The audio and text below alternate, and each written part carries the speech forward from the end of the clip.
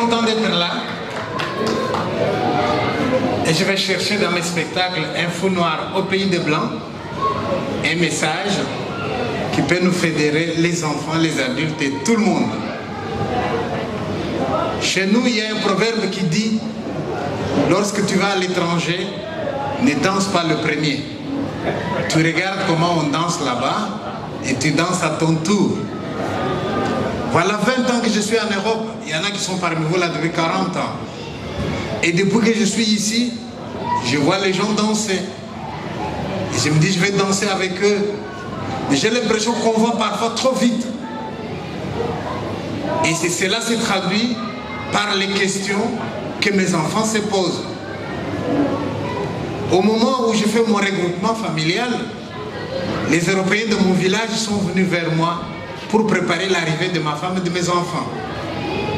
Alors il y a une dame qui apporte un drap, une dame qui apporte un tabouret, et une autre qui me dit, Pi, moi je t'apporterai volontiers un paquet d'aspirine. Je dis, un paquet d'aspirine, pourquoi? Elle me dit, j'ai 4 enfants, Pi, ça fait mal à la tête. Toi et tes 6, tu en auras besoin. Je lui ai dit, madame, ne t'en fais pas, les enfants d'Afrique ne sont pas comme le vôtre. Elle m'a dit, attends qu'ils côtoient le nôtre, tu vas voir ce qu'ils vont devenir. Et c'est vrai, le premier jour, j'ai préparé, j'ai servi, j'ai débarrassé, et pendant que je fais la vaisselle, voilà ma fille de 12 ans qui s'approche et qui me regarde. Papa, qu'est-ce que tu fais? Je lui dis, je fais la vaisselle. Et ma fille me dit, papa, arrête. Et si quelqu'un entrait et te voyait? Eh oui, en Afrique, les mecs ne font pas la vaisselle. Hein. Mais quand on change de milieu, il faut bien s'adapter. Et alors ma fille est venue, elle m'a dit, va au salon, papa. C'est moi qui fais la vaisselle. Et elle a fait la vaisselle. J'étais content. J'ai dit, ma fille est là. Maintenant, c'est elle qui fera la vaisselle. Mais après l'avoir inscrite dans les mêmes écoles que les enfants d'ici, 3 semaines seulement plus tard, je l'appelle Christelle, tu m'apportes un verre d'eau? Et ma fille qui s'approche de moi, qui me regarde, papa, tu ne peux pas te bouger toi-même, non? Je ne suis pas ta boniche, moi, hein? Je dis, oh là là, ma fille, c'est ça que tu as appris chez les Blancs? Eh oui, hein? Les jours suivants, je suis allé à l'école. Bonjour, madame la directrice. S'il vous plaît, madame, est-ce que puis-je avoir un exemplaire des droits de l'enfant? Oui, monsieur, je vais vous faire une photocopie. Et quand il me fait la photocopie, je lui demande, madame, je peux aussi avoir un exemplaire des devoirs des enfants? Ah, ça on n'a pas ici, monsieur, ça on n'a pas. Il dit, madame, vous avez tort. Les enfants n'ont pas que des droits, ils ont aussi des devoirs. Et ça, en Europe, on ne vous en parle plus, au point que les enfants sont devenus des enfants rois à qui on ne peut plus rien demander. Observez, vous allez voir une conversation entre une mère et son enfant. Vous sentez dans le ton de la mère qu'elle aime son enfant. Elle l'appelle Eric. Eric regarde sa mère. C'est quoi? La maman dit, si vous regardez déjà ton devoir maintenant, non. La maman qui dit, pourquoi non? J'ai pas envie. Et la maman qui fait, c'est comme tu veux. En Afrique, on nous donne une gifle, hein, il apprend à vous parler. Et quand il va échouer à l'école, hein, ne le grondez pas. Hein. Quand l'enfant d'ici vous apporte un mauvais bulletin, tu le grondes pour dire, je t'avais dit d'étudier. Il te regarde, papa, tu penses que ça me fait plaisir d'avoir échoué? Il ne faut pas en rajouter. Hein? Donc c'est toi le papa qui ne doit pas en rajouter. Et alors, tout le temps, nos épouses disent souvent à leurs enfants, hé maman, chez nous, mon fils, chez nous ça ne se passe pas comme ça. Et les enfants disent, maman, on n'est pas chez nous. Hein? Ok. Alors maintenant, moi je dis à mes enfants, si vous avez des questions, venez, nous allons en parler. Alors voilà un, il a 12 ans, en 6e primaire. On a fini de manger et il s'approche, papa, est-ce que tu as la preuve que Dieu existe? Là je me dis, en voilà un qui est en train de devenir belge. Je lui dis, mon fils, je devrais une fois t'envoyer en vacances chez nous, tu vas voir comment les choses se passent au Congo. Un enfant de ton âge, il se réveille le matin, il se lave, il prend son cartable, il n'a pas mangé, 8 km à pied, il va à l'école. À midi, il ne mange pas non plus. À 16 h, il prend son cartable, il rentre à la maison. Et quand il arrive, maman est encore au marché. Est-ce que maman a bien vendu ce jour-là? Oui, on peut manger. Mais si maman n'a pas bien vendu, on grignote ce qu'elle a apporté et on va dormir. 2e jour, le même scénario. 3e jour, quand maman a plus ou moins bien vendu, elle fait un bon repas, et bien c'est un enfant de ton âge qu'on va dire, fais la prière avant de manger. Et ça, vous devriez entendre, hein? L'enfant qui dit, mon Dieu, je te remercie pour ce repas que tu nous donnes aujourd'hui. Donne la force à mon papa, donne la santé à ma maman. Comme ça, il travaille et moi, je pourrais encore manger. Ça, c'est la prière d'un enfant chez nous. Mais mon fils, ici, comme le vôtre, il se réveille le matin, il se lave. Qu'est-ce qu'il fait? Il mange. Il va à l'école en bus, en train ou en voiture. Et il arrive en retard. À 10 h, il a un petit creux. Il mange. À midi, il a faim. Il mange. À 15 h, il a un petit creux. Il mange. Le soir, il a faim. Il mange. Et entre les repas, il grignote. Normal hein, qu'ils me disent, papa, est-ce que tu as la preuve que Dieu existe? Mais pendant que je suis en train de répondre à la question de mon fils, c'est ma fille qui me pose aussi la question. Papa, comment tu réagirais si jamais je devais me marier avec un Européen? Je n'ai même pas encore répondu à la question. C'est son frère qui réagit. Pour combien de temps? Et j'ai dit à son frère, il ne faut pas faire les rabat-joie, hein, ma fille. Si tu veux te marier avec un Européen, tu peux, mais il y a des préalables. Ma fille, tu ne me dis pas, c'est quoi le préalable? Et là, je lui rappelle un proverbe de chez nous qui dit, un objet qu'on a ramassé dans le jeu, il y a beaucoup de chances de le perdre dans le jeu aussi. Hein. Ton Européen, là, tu l'as rencontré où? Dans une boîte de nuit? Eh bien, une boîte de nuit, ce n'est pas un endroit pour rencontrer quelqu'un. Hein. D'ailleurs, rassure-toi qu'il t'a vu aussi à la lumière du jour. Et puis fais attention, qu'est-ce qu'il t'a vraiment dit? Il y a tellement de bruit dans une boîte de nuit, tu peux avoir entendu autre chose que ce que lui a vraiment voulu te dire. Et une fois que tu es d'accord avec lui, tu lui apprends à me parler. Parce que ton mariage, c'est mon affaire. Quand ton mari européen viendra chez moi, qu'est-ce qu'il va me dire? Monsieur, moi et ta fille, c'est fort. Nous allons faire un petit bout de chemin ensemble. Chez moi, il n'y a pas de bout de chemin. Le Belge qui vient chez moi, il me parle comme on parle en Afrique. En Afrique, lorsque vous arrivez dans la belle famille, vous dites aux parents de la fille, papa, maman, je viens d'être chez vous. Et ils vont dire, puisque notre fille a ouvert la maison, on ne va pas te la fermer. Entre, tu deviens mon fils. Alors à ce moment-là, nous allons organiser le mariage, hein, parce qu'il faut l'organiser. Et moi, je vous préviens, les jeunes filles qui sont dans la salle, les jours où vous décidez d'aller chez votre copain pour vous marier avec lui, nous les parents, nous sommes obligés de vous donner des cadeaux. Si votre papa a oublié, dites-lui, papa, je ne quitte pas ici si tu ne m'as pas donné des cadeaux.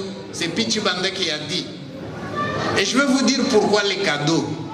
Parce que moi, je viens d'un pays où le verbe répudier a encore son sens, bien que je ne suis pas d'accord avec. Mais alors, normalement, comment ça se passe? Si moi et ma femme, on ne s'entend plus, on ne peut plus vivre ensemble, eh bien, je vais dire à ma femme, si c'est comme ça, tu fais tes valises et tu t'en vas. Mais ma femme à moi, si jamais je lui dis ça, vous savez comment elle va réagir? Elle va faire comme si elle n'a rien entendu. Et moi, je dis, mais je t'ai dit de partir. Elle fait comme si elle n'a rien entendu. Hein, les dames, il ne faut pas partir. Mais si je dis la même chose, plusieurs fois dans la journée, avec agressivité et manque de respect, ma femme va dire, ah, si c'est comme ça, je vais partir. Mais pour partir, elle va dire, cet objet, c'est mon papa à moi qui me l'avait donné, je reprends. Ça, c'est ma maman qui m'avait donné, je reprends. Ça, c'est ma soeur qui m'avait donné, je reprends. C'est ça qu'on appelle faire sa valise. Hein? Et lorsqu'elle va faire sa valise, ma femme, elle va arriver à la porte pour sortir, elle s'arrête. Elle prend la valise, elle met à la porte, mais à l'intérieur de la maison. Elle m'appelle, viens, tu veux vraiment que je parte? Sors ma valise alors. Si je n'ai pas sorti ma valise, quoi que j'ai dit, ma femme, si elle part, c'est elle, c'est pas moi. Si elle sort, tout le monde va lui demander, mais qu'est-ce que tu nous fais là? Où est-ce que tu vas? Elle va dire, il m'a dit de partir. Et les gens viendront me voir. T'as dit à ta femme de partir? Je répondrai, non. Et ma femme me dira, mais tu as dit. Et je dirai à ma femme, j'avais dit comme ça. Donc faites attention avec les Africains. Chez nous, il y a une différence entre dire comme ça et dire vraiment. Quel Quelle différence y a-t-il entre dire comme ça et dire vraiment? Dire comme ça, si je dis va-t'en, ça je dis comme ça. Mais dire vraiment, c'est une fois que je dis va-t'en, elle me dit sors ma valise et je prends la valise, je la sors. Là, je dis vraiment. Mais ma femme, à moi, elle a beaucoup d'amour propre. Hein. Elle m'a dit, moi, si tu me dis que ce soit comme ça ou vraiment, je pars. Alors imaginez une femme qui a beaucoup d'amour propre. C'est elle qui a sorti ses valises toute seule. Pendant qu'elle marche dehors, elle a aussi le droit de se poser la question. J'ai dit comme ça ou j'ai dit vraiment? Si elle réalise qu'elle avait dit comme ça, elle peut vite revenir avec ses valises, mais à condition qu'elle revienne le même jour. Si elle passe une seule nuit dehors, elle perd le droit qu'elle a de remettre ses valises. Là, si elle vient, elle met dehors, elle me supplie, est-ce que tu veux bien les rentrer? Et je disais, pas question, il faut que tu me payes d'abord. Un coq. Et quand vous entendez ça, vous allez dire, mais puis vous n'avez pas honte? Les hommes africains, vous savez maltraiter les femmes. Hein? Les dames, ne vous en faites pas. Les Africains sont tellement intelligents qu'ils ont même trouvé des astuces pour ne pas humilier leurs épouses. Lorsque je dis que c'est moi qui remets la valise dans la maison, mais si toi tu sais que tu es fâché contre moi, tu ne peux pas me supplier de remettre ta valise. Tu vas seulement chez mes parents. Tu appelles mon petit frère, même s'il a 9 ans. Allez, Eric, viens avec moi. Tu lui donnes un chocolat. Eric va avec sa belle-sœur. Il ne se mêle pas de ce qui s'est passé chez vous. Et tu lui dis, allez, mets tout ça dans la maison. Eric, il prend, il met, Eric, il prend.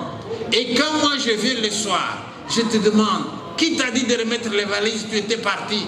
Elle va me répondre, c'est pas moi, c'est Eric.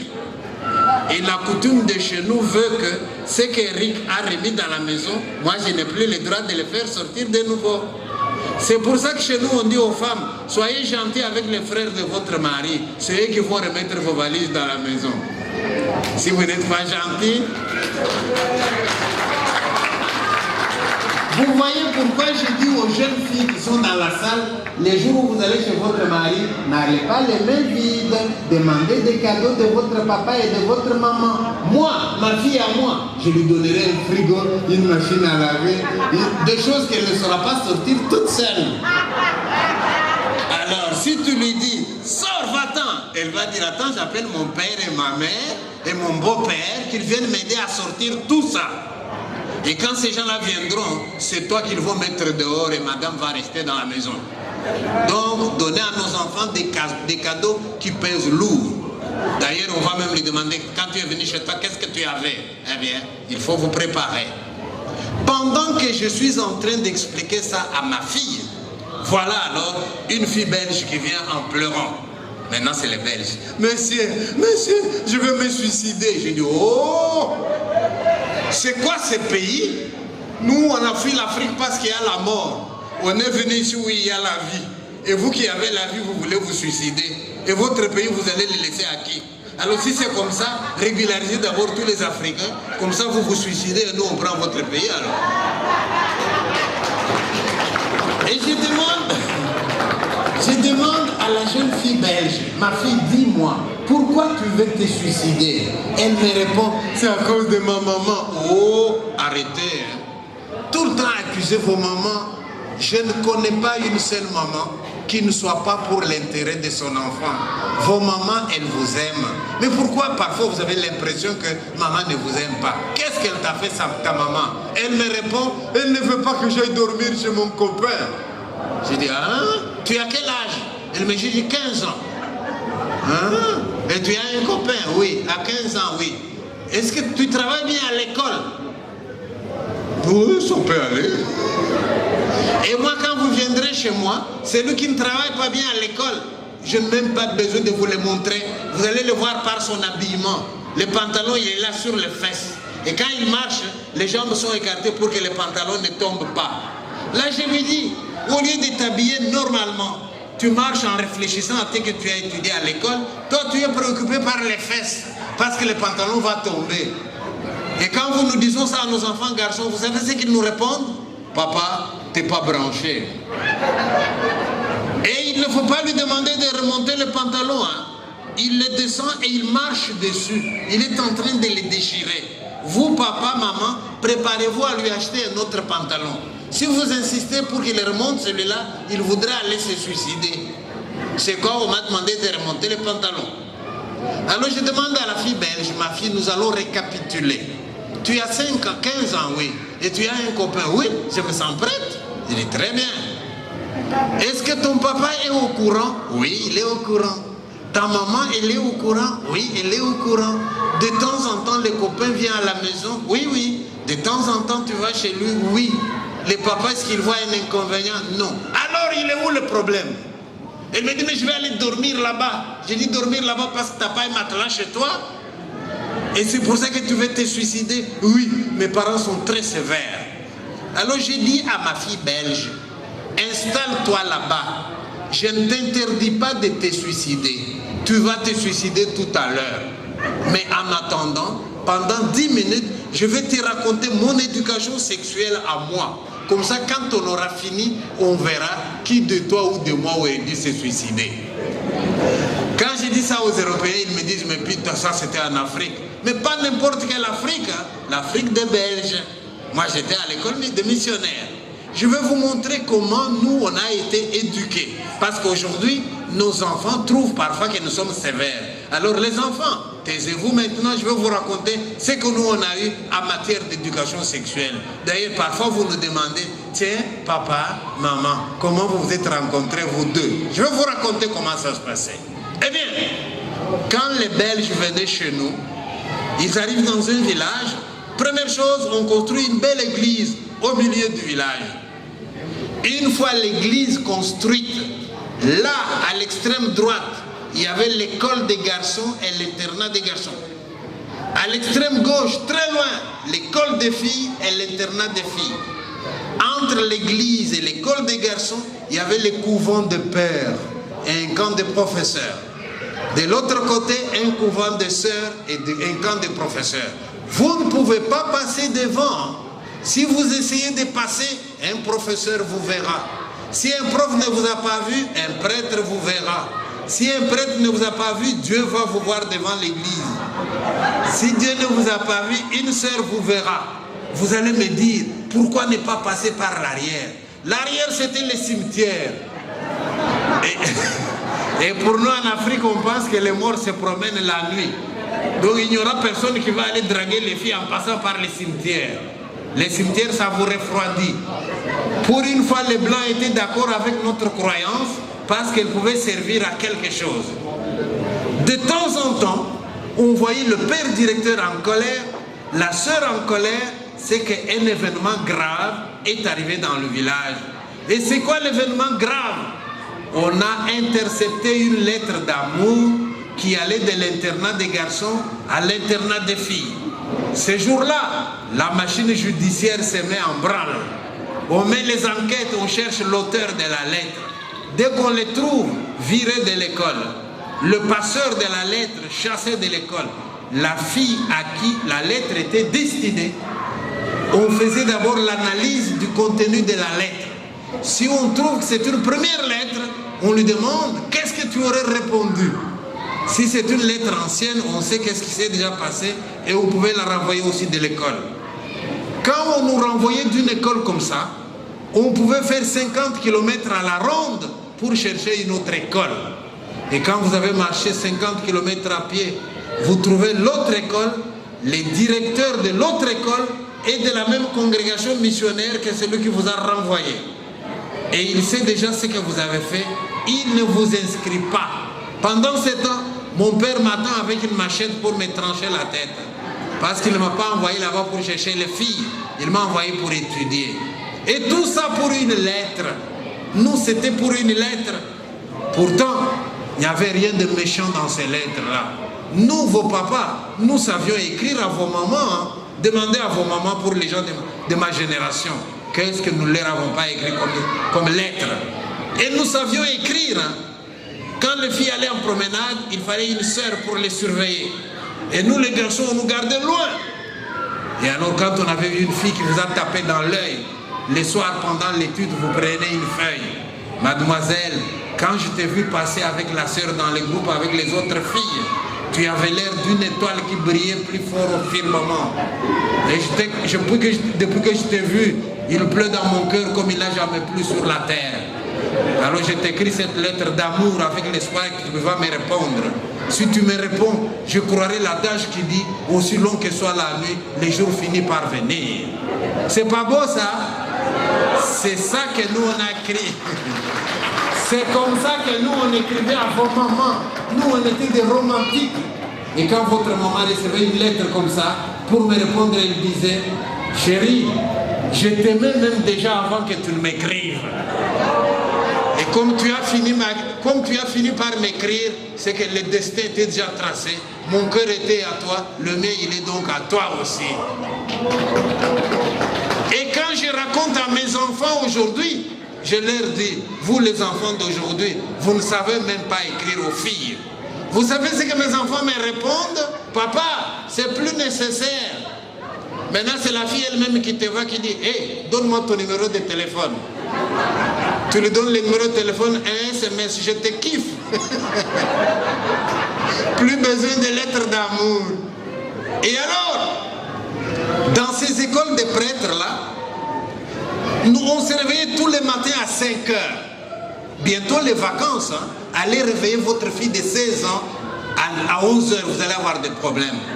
Vous entendez des problèmes là-haut à l'étage, ma femme et ma fille.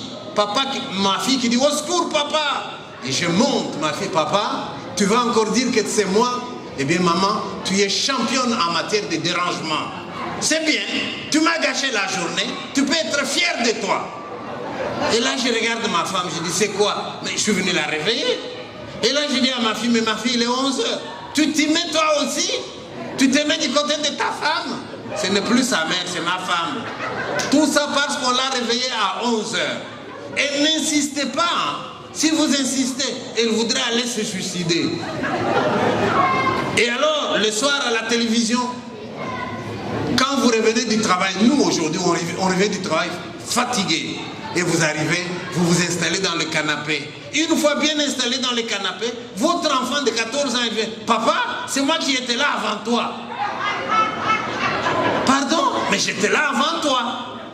Donc je dois me lever et te laisser la place. Mais oui, je regarde mon film préféré. Et nous n'avons plus le droit de regarder la télé à certaines heures, hein, parce que leur série passe. N'insistez pas pour qu'ils vous laissent la place, sinon ils voudraient aller se suicider. Mais nous, quand on était à l'internat chez le père missionnaire, la télévision, on ne l'avait pas. Le film, c'était une fois par semaine, le dimanche. Et encore quel film? Laurel et Hardy, Charlie Chaplin, Curé d'Ars, Sainte Thérèse de Lisieux, Ivanoé. Quand on avait un western, on était aux anges. Et pendant que le père tourne le film, il lui arrivait d'interrompre, de rembobiner une partie. Parce que dans cette partie, un homme embrasse une femme. Nous n'avions pas le droit de voir ça. C'était très mauvais pour notre éducation. La seule image que nous avions le droit de voir, c'est la femme dans un château fort là-haut. Et l'homme comme un troubadour en train de chanter pour dire « Je t'aime » de là. Et alors, on se réveillait tous les matins à 5 heures. 5 heures, tout le monde à la messe. On revient de la messe, réfectoire. Réfectoire, études du matin. Après études du matin, les profs ils viennent, ils enseignent. Ils partent, repos à midi. On mange à midi, 13h, études jusqu'à 14h. 14h, les cours qui reprennent. 16h, travaux manuels et récréation. 17h, 19h, études du soir. On avait 3h30 d'études par jour. Mais demandez à votre enfant aujourd'hui, tu n'étudies pas? Il te répond, mais je n'ai pas d'interro. Mais nous, on étudiait tout le temps les enfants. Et alors, notre père directeur n'était pas toujours méchant. De temps en temps, il pouvait être gentil. Et quand il était gentil, parce qu'il a reçu de Belgique une lettre avec de bonnes nouvelles, il pouvait nous faire une bonne surprise. Il nous dit, qu'est-ce que vous avez prévu dimanche? Nous allons faire un match de football, les grands contre le petit. Alors le père nous disait, nettoyez l'internat, que tout soit propre. Je vais demander à la sœur, les filles viendront voir votre match. Oh là là, ce match-là, nous l'appelions match officiel. C'est-à-dire les filles seront là. Ce jour-là, le 22 joueurs, c'était des vedettes. Vous allez voir quelqu'un qui ne sait même pas bien jouer. Il va supplier le capitaine, dit, je ne sais pas jouer, je le sais, mais les filles seront là. Tu m'alignes même pendant 5 minutes, le temps que je mette le maillot numéro 8. Comme ça, quand j'écrirai aux filles, je dirai, c'est moi qui avais le numéro 8. Et alors, je n'oublierai jamais un collègue à moi, il avait un pied gonflé comme ça aux entraînements, c'était un mardi. Jeudi, il marchait, il souffrait le pauvre. Vendredi, il souffrait. Et vendredi soir, le père nous annonce, dimanche, le match sera officiel. Je vois cet homme qui regarde son pied gonflé. Il dit, non, ça pourrait aller. Non, on dit, non, le pied est gonflé. Non, non, ça peut aller. Et il prend l'eau chaude, il se masse le pied. Il dit, ça va. Non, il est gonflé. Non. Il a joué le match comme s'il n'avait rien. Il a même marqué un but. Mais la nuit, il s'est mis à gémir comme une bête qu'on égorgeait. Nous, on lui a dit, pense au but que tu as marqué, fous-nous la paix. Tu voulais que les filles te voient, ils t'ont vu. Ça, c'était ce que nous avions comme distraction. Pendant que je suis en train d'expliquer tout ça à la fille belge qui voulait se suicider, la fille, elle m'écoute. Elle est en train de rire. Elle a oublié qu'elle est venue en pleurant. Et quand j'ai fini, la fille belge me regarde dans les yeux. Elle me demande, monsieur, vous avez vraiment vécu tout ça? J'ai dit oui. Elle me demande, mais pourquoi vous ne vous êtes pas suicidé? J'ai fini avec les enfants. Parce que les enfants vous disent, monsieur, tu ne parles que de nous. Et vous les parents. Maintenant, je vais parler des parents. Nos enfants nous demandent parfois, papa et maman, dites-moi un peu comment vous vous êtes rencontrés tous les deux. Et il nous arrive de raconter. Et parfois les enfants nous demandent, est-ce que vous vous entendez toujours bien ou bien est-ce que vous avez des moments difficiles? Je dis, on a eu des moments difficiles aussi. Et parfois l'enfant vous dit, mais dans notre classe, tout le monde a des parents divorcés. Mais comment vous faites pour rester ensemble? C'est à cette question-là que je vais répondre. Parce que je voudrais, quand je vois un homme et une femme qui s'aiment, je voudrais qu'ils aillent le plus loin.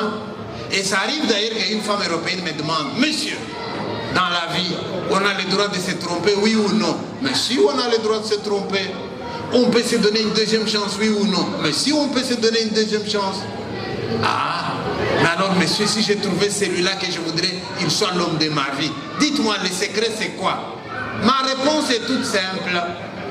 Le secret c'est que je vous demande de vous disputer quand il y a des raisons de dispute.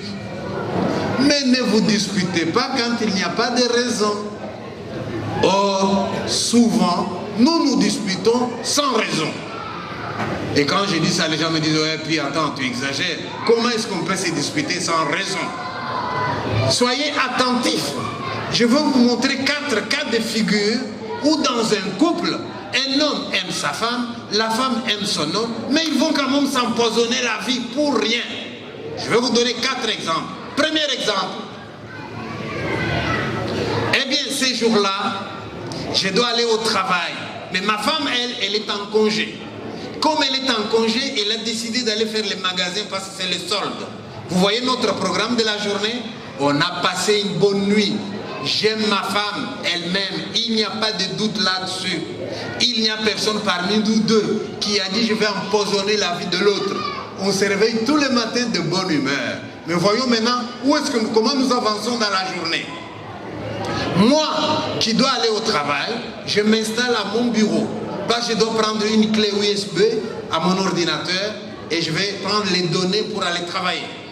Mais comme mon épouse a décidé de faire les soldes et que mon épouse est maniaque de propreté, elle a commencé par l'aspirateur. Alors vous voyez la scène, moi à mon ordinateur, j'aime beaucoup ma femme, et ma femme qui passe l'aspirateur. Alors, au moment où elle passe l'aspirateur, elle a pris un pot de fleurs et l'a mis sur les coins de la table. Et moi, du haut de mon ordinateur, je vois le pot de fleurs sur le coin de la table. Je me dis, ce pot peut tomber et peut se casser. De bonne foi, je décide d'attirer l'attention de ma femme sur le pot de fleurs qui pourrait tomber et qui pourrait se casser. Et vous allez sentir dans le ton de ma voix, peut-être qu'elle n'a pas entendu, je vais augmenter de volume. Et j'augmente de volume, chérie, le pot peut tomber. Et ma chérie à moi, elle continue à faire ce qu'elle faisait. Et là, j'augmente encore de volume. Mais je t'ai dit que le pot peut tomber. Ma chérie, elle continue à faire ce qu'elle fait. Parce que ma chérie à moi, elle a des principes. Hein. Je commence d'abord une chose, je la termine et je vais à la deuxième chose. Je n'aime pas, quand je suis à une chose, que quelqu'un m'enlève de cette chose-là pour m'envoyer à une autre chose, pour que je revienne à la première chose. C'est lui qui voit qu'il y a une chose qui n'est pas à sa place, il n'a qu'à s'en occuper lui-même. Donc ma femme continue à faire ce qu'elle faisait. Et moi je me dis, tête de mule, elle ne comprend jamais rien. Qu'est-ce que je fais? Je zappe. Vous les hommes qui êtes dans la salle, sachez que lorsque vous avez zappé, madame n'a pas zappé. Et voilà qu'à un moment, j'ai fini avec ma clé. Coïncidence, elle finit avec l'aspirateur. Là, elle me regarde, elle me dit, viens ici. Et vous les dames qui êtes dans la salle, puisque j'avais déjà zappé, je ne sais pas pourquoi vous m'appelez. Et quand j'arrive, ma femme me dit, il est tombé. Moi, je dis, mais je n'ai pas dit qu'elle allait tomber. Tu as dit. J'ai pas dit. Tu as dit. J'ai pas dit. Et on s'empoisonne la journée. Comptez le nombre de fois où nous nous sommes déjà disputés. Tu as dit. J'ai pas dit.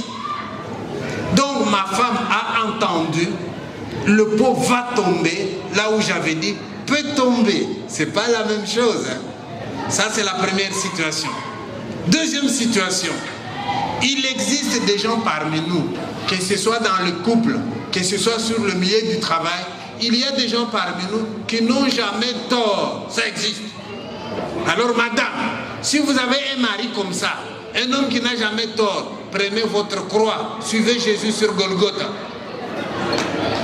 Celui-là, il ne te demandera jamais pardon. Celui-là, mais comment tu veux qu'il te demande pardon? Il n'a jamais tort. C'est lui qui a tort, c'est toujours toi. Ça, c'est la deuxième situation. Troisième situation, c'est la manière dont nous nous parlons. Beaucoup de couples vont casser parce qu'ils ne savent pas se parler. Alors vous voyez l'homme qui part en pleurant, la femme qui reste en pleurant. Et si vous demandez pourquoi tu pleures, parce que je l'aime quand même encore. Et l'autre, pourquoi tu pleures? Je l'aime quand même encore. Mais on n'arrive pas à se parler. Et je vais vous montrer un exemple. Lorsque je suis en train de vous parler maintenant, j'ai ma pensée que je mets en langage. Et vous devez décoder mon langage pour savoir ma pensée. J'ai une vitesse de codage et vous avez une vitesse de décodage. En principe, si les deux vitesses sont harmonisées, c'est bien. Mais vous avez des couples où ce n'est pas harmonisé du tout. Moi, je parle trop vite. Et madame à moi, elle est lente. Et si c'est l'inverse, un homme qui est lent, il y en a qui poussent la lenteur jusqu'au silence. Et là, vous voyez la femme qui parle comme une mitraillette. Et lui, il est là. Et tu vois la femme, mais je te parle. Oui, allez-y. Mais tu me prends pour une idiote. Non, parlez. Et je vais vous montrer ce que ça peut donner. Alors, moi, je parle vite. Ma femme, elle parle lentement. Je reviens du boulot. J'ai juste une question à poser à ma femme. Chérie, en mon absence, quelqu'un est-il venu me chercher? C'est ça ma question.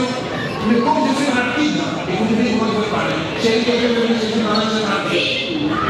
Comme elle est lente, elle peut avoir le temps de digérer ma question.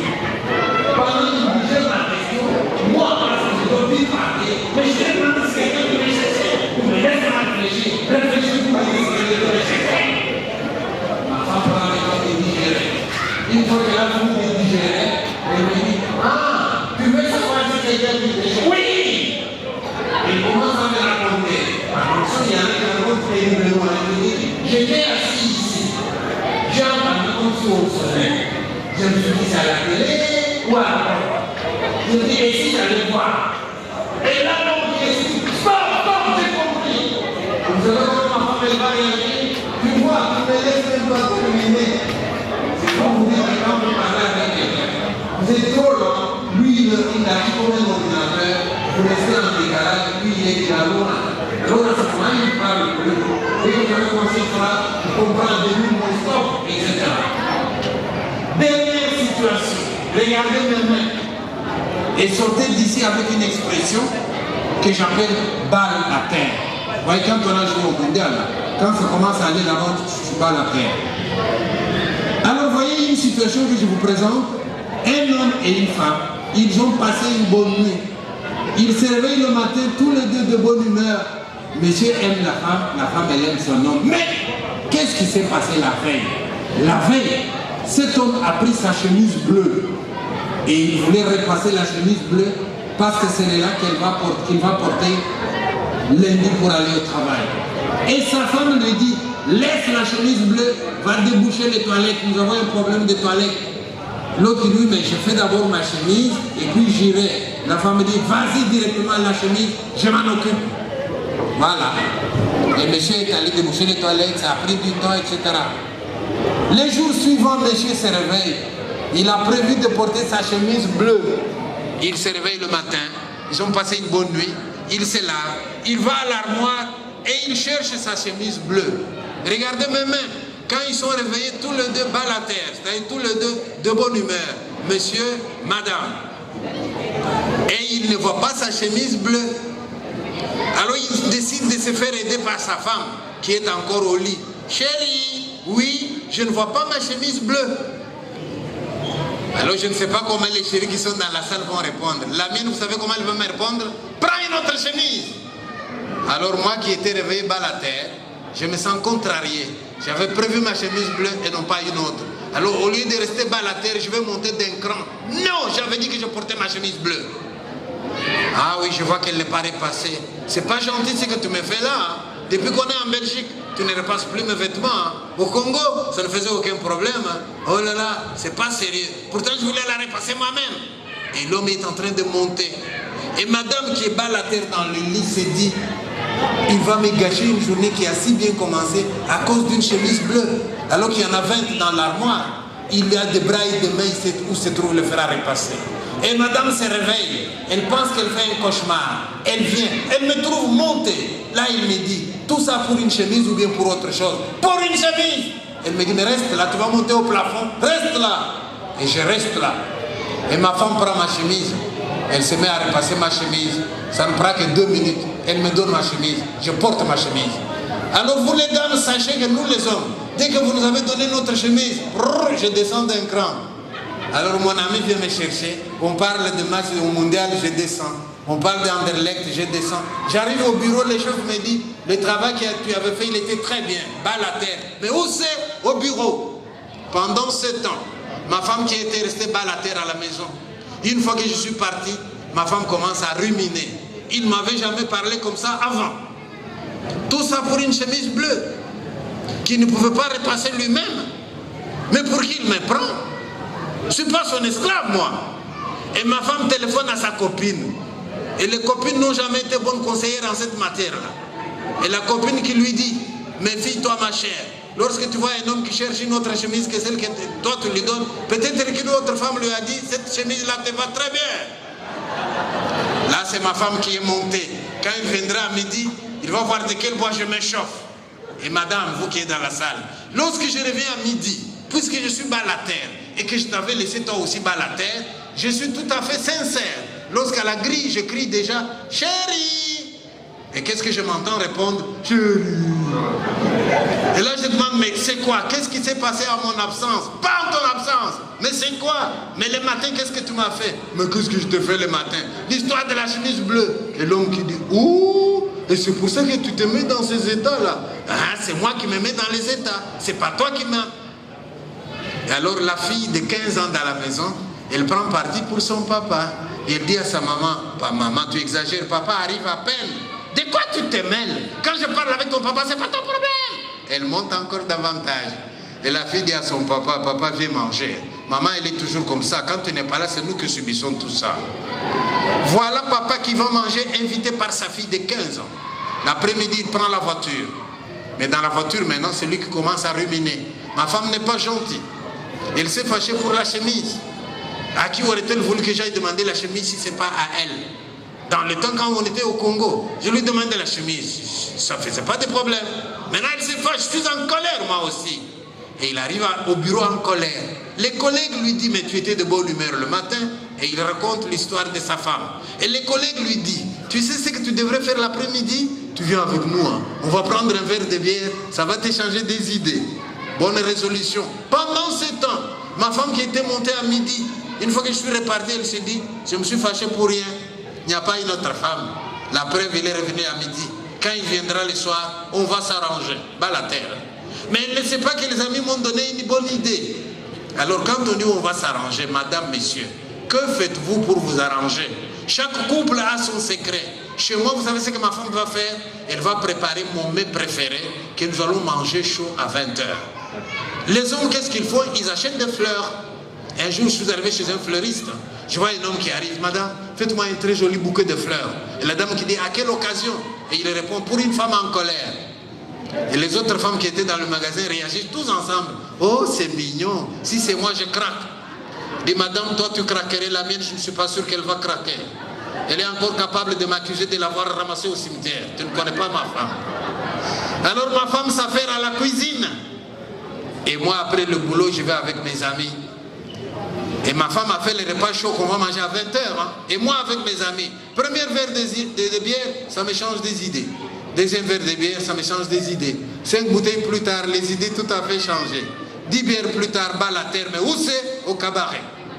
Pendant ce temps, le mets préféré qu'on avait préparé chez moi commence à refroidir.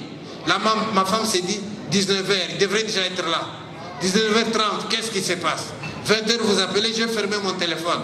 21h, la nourriture est devenue tout à fait froide. 22h, vous regardez la télé, il n'y a rien d'intéressant. 23h, vous dites aux enfants, allez dormir, si vous entendez du bruit, moi et votre papa, ne vous réveillez pas. Et moi, je reviens à minuit. Bas la terre et ivre à la fois. Et là, que tu sois monté ou descendu, je ne vois même pas. Et pour bien arranger les choses, je vomis dans le canapé. Et vous avez des couples comme ça tout le temps, l'un qui monte, l'autre qui descend. Moi, je dis aux dames et aux hommes, madame, dès qu'ils montent, laissez-les monter, mais restez bas la terre. Une fois qu'il est là, demandez-lui, mais tu fais quoi là? Moi, je suis ici. Tu vas voir, il va redescendre. Et s'il redescend, vous allez vous retrouver. Je vais terminer par une petite histoire qu'un Européen m'a dit, puis, ouais, mais tu parles un peu trop de nous, hein. Eh bien, je te raconte cette histoire, promets-moi que tu vas la raconter. C'est l'histoire d'un Belge qui m'a demandé de vous raconter. Il m'a dit, puis, dans ton spectacle Un fou noir au pays des Blancs, tu nous invites à une certaine ouverture. Mais moi, je suis tellement ouvert que j'ai même pris une femme africaine. Mais vos sœurs africaines, mais dites-leur qu'elles nous facilitent un peu la tâche, non? Il m'est arrivé d'avoir envie d'étrangler ma femme africaine. J'ai dit, pourquoi tu as envie de l'étrangler? Elle dit, laisse-moi vous raconter. Elle me dit, nous habitons à 15 km de Liège. Et nous avons un rendez-vous à Bruxelles. Et un autre couple nous attend à la gare de Liège-Guillemets à 10h. Comme ça, nous prenons le train et nous allons ensemble.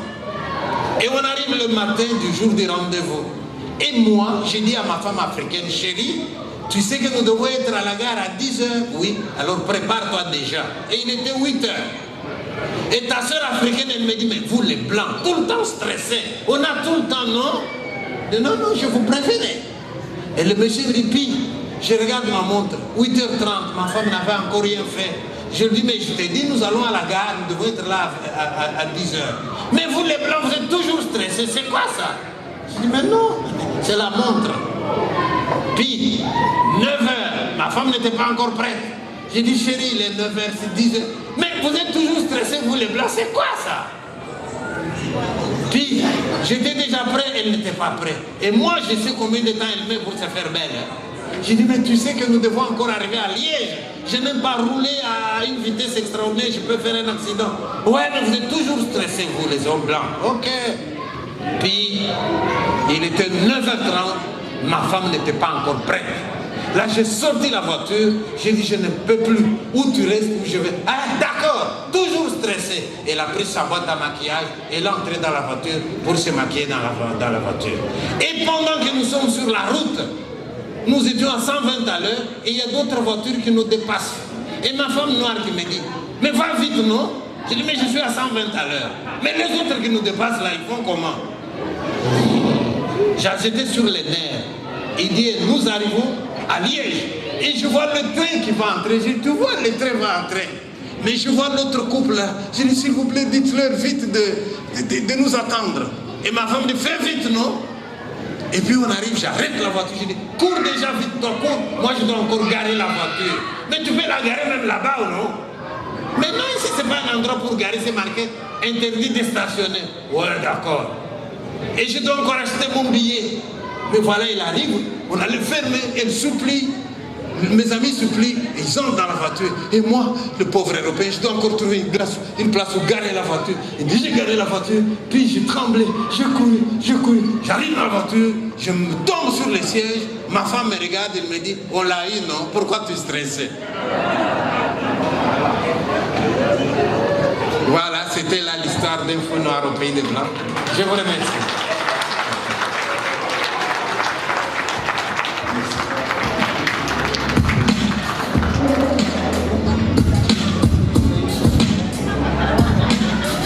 Très fort, très fort, très fort. Voilà, merci.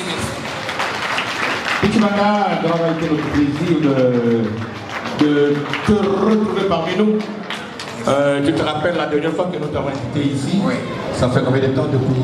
Je ne me souviens pas. C'est qu'aujourd'hui nous avons été un peu desservis par le match de football. C'est pour ça que. Mais il y a tout le monde dans la salle, c'est déjà bien. C'est très bien. Écoute, mais puis, nous serons toujours contents de t'accueillir, de t'écouter, parce que ça ne fait que nous arranger et nous édifier, surtout nous qui avons des enfants ici en Europe. Voilà, j'espère que les parents ont eu leur part, et les enfants aussi ont eu leur part. Quel est votre secret? Mais mon secret, c'est d'écouter les enfants. Tu vois, j'ai toujours les questions de mes enfants. Les enfants demandent qu'on les écoute. On ne doit pas être des dictateurs dans nos familles. Vous savez, les parents africains, beaucoup ont fait la dictature au Congo. Alors, la démocratie commence à la maison. Donner la parole à la maman, donner la parole aux enfants. C'est ça mon secret. Merci. Applaudissons encore pour Pichimanga. Merci. Merci.